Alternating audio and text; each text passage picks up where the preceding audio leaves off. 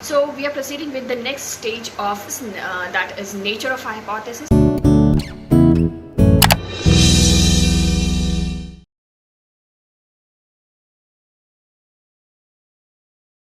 I have been taken 8 natures of hypothesis over here.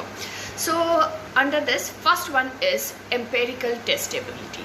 Now what does it mean? The hypothesis or statement, tentative statement of a researcher supposed to be empirically testable.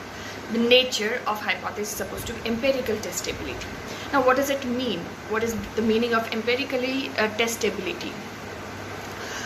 Whenever you are setting an objective, that objective basically taking to you as a researcher to the another stage, setting hypothesis. So hypothesis is based on objective. Okay, so your hypothesis is supposed to be logical enough to deduce certain logical inference out of it.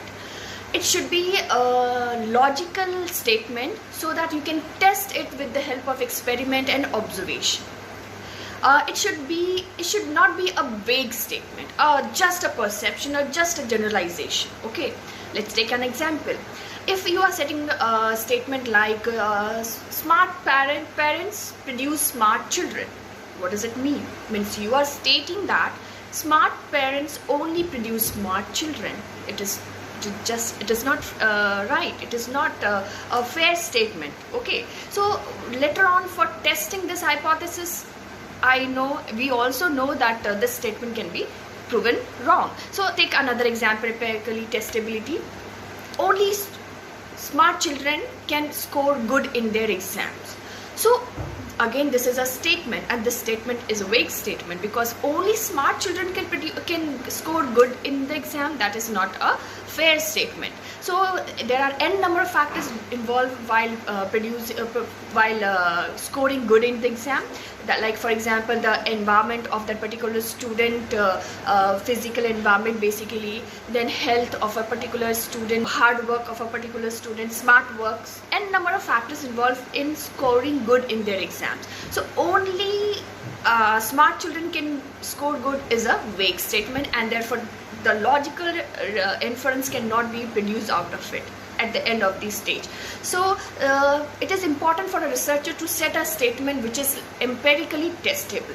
It's supposed to be tested with the help of experiment and observation, and not just a vague statement or a generalization of a particular person. Okay, so first nature of hypothesis says it is empirically testable. Second nature of hypothesis says conceptual clarity. As we are doing research, so in that research process, it is important for a researcher only to have conceptually clarity about the research work.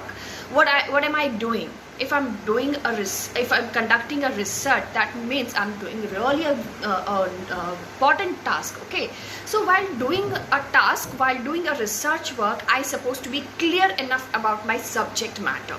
Okay, let's take an example. If I'm doing research on market for introducing new product in the market, or a modification of existing product, and introducing those existing product into the market again.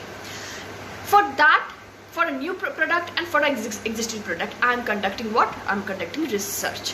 So in that case, this research work will be focused on market only. Whether the market is suited to that new product, whether that market is favorable for existing product. If it is, the market is good, and then we have to focus on the product, existing and new product, whether this product is suited to that particular market. So it is important for a researcher to have conceptually clear about the market as well as the product. Whether this product is important for that particular market, is suited to that particular market, or that market is suited to that particular product.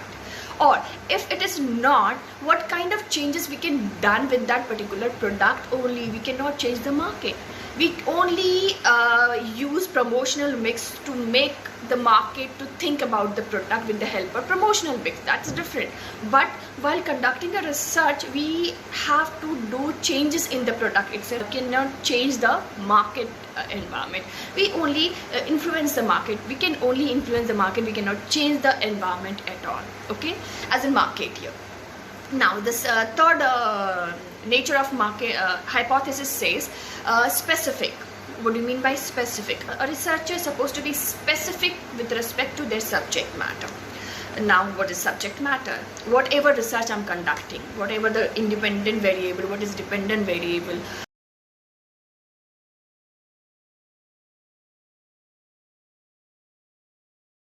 If I'm doing research on Pepsi Cola, then have to specifically talking about Pepsi Cola only and not other beverages. If I'm talking about market, then I have to stick with the market. If I'm talking about society, I have to stick with the society. If I'm talking about environment, if I'm conducting research on environment, I have to stick on to the environment only. So the researcher is supposed to be specifically talking about the subject matter only. Let's take an example. Suppose I'm doing research on socio-economic class, then it must be specific in terms of certain indexes, like for example income, occupation, education background, etc. If I'm talking about socio-economic class, so I have to bifurcate this socio-economic class on the basis of income, occupation, education level, and many more factors. So I have to stick with the socio-economic class indexes only. So that is what nature of hypothesis. Next one says that related to available technique. As we all know, this is the second stage of research process, setting hypothesis. Later on, in further stage or fourth stage of research process, we have to test this hypothesis with the help of few technology. So for testing these hypotheses, we need to have two software, either Excel or SPSS. Now, what is Excel? As you all know, Excel is available with any Microsoft software. If you purchase this software, you will have this facility to download or install this Excel in your computer, in your PC or in your laptop. But SPSS is a technology which is a software which you can purchase from IBM, and that's really expensive. So in that case, it is advisable for the researcher to set a hypothesis that should be specifically short and logical statement, so that you can easily test it in Excel only and not in SPSS.